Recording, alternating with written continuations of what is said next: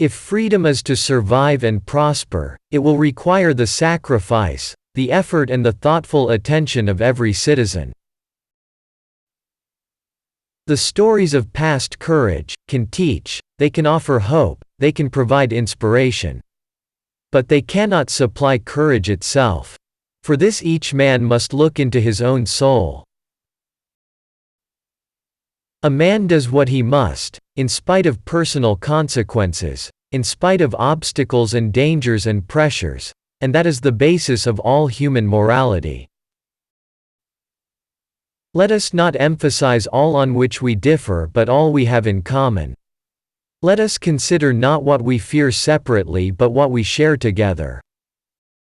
Let every nation know, whether it wishes us well or ill, that we shall pay any price, bear any burden, meet any hardship, support any friend, oppose any foe to assure the survival and the success of liberty. United there is little we cannot do in a host of cooperative ventures. Divided there is little we can do, for we dare not meet a powerful challenge at odds and split asunder.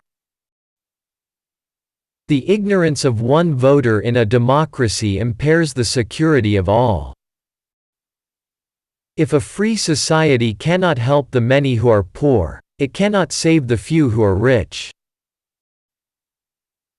So let us begin anew, remembering on both sides that civility is not a sign of weakness, and sincerity is always subject to proof. Let us never negotiate out of fear. But let us never fear to negotiate. Let both sides seek to invoke the wonders of science instead of its terrors. Together let us explore the stars, conquer the deserts, eradicate disease, tap the ocean depths and encourage the arts and commerce. My fellow Americans, ask not what your country can do for you, ask what you can do for your country. My fellow Americans, let us take that first step. Let us step back from the shadow of war and seek out the way of peace. And if that journey is 1,000 miles, or even more, let history record that we, in this land, at this time, took the first step. I have said that control of arms is a mission that we undertake particularly for our children and our grandchildren and that they have no lobby in Washington. If more politicians knew poetry, and more poets knew politics, I am convinced the world would be a little better place in which to live. Change is the law of life. And those who look only to the past or the present are certain to miss the future. Children are the world's most valuable resource and its best hope for the future. For one true measure of a nation is its success in fulfilling the promise of a better life for each of its members. Let this be the measure of our nation.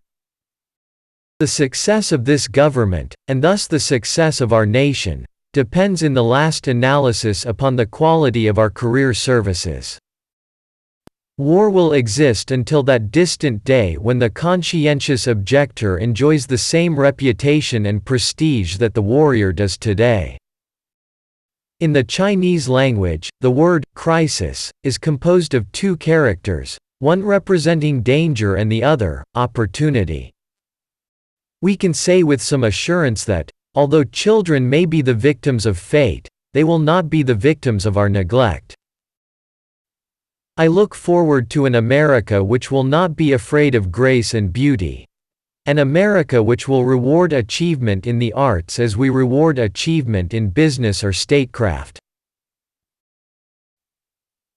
The federal budget can and should be made an instrument of prosperity and stability, not a deterrent to recovery. We must never forget that art is not a form of propaganda, it is a form of truth. The time to repair the roof is when the sun is shining, by filling 3 basic gaps in our anti-recession protection. May be different elsewhere. But democratic society, in it, the highest duty of the writer, the composer, the artist is to remain true to himself and to let the chips fall where they may. It is increasingly clear that no matter what party is in power, so long as our national security needs keep rising, an economy hampered by restrictive tax rates will never produce enough jobs or enough profits. Now let me make it clear that I believe there can only be one defense policy for the United States, and that is summed up in the word, first. I do not mean first, but. I do not mean first, when. I do not mean first, if. I mean first, period. A man may die, nation may rise and fall, but an idea lives on. In serving his vision of the truth, the artist best serves his nation. This country cannot afford to be materially rich and spiritually poor. We celebrate the past to awaken the future. A nation reveals itself not only by the men it produces but also by the men it honors, the men it remembers. A man may die, nations may rise and fall, but an idea lives on. The life of the arts, far from being an interruption, a distraction, in the life of a nation, is very close to the center of a nation's purpose. And is a test of the quality of a nation's civilization. We have become more and more not a nation of athletes but a nation of spectators. I have a nice home, the office is close by, and the pay is good.